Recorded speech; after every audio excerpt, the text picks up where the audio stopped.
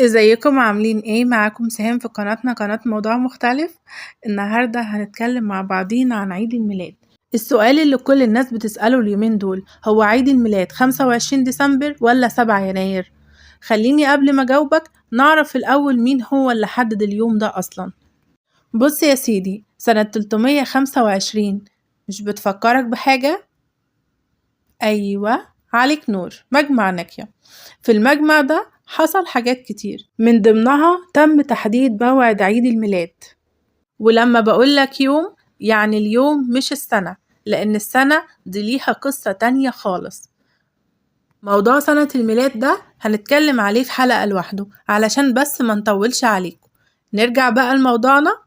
في مجمع نكية تم الاتفاق على الآتي، وهو إن يوم 29 كيهك اللي هو موافق يوم 25 ديسمبر إن هو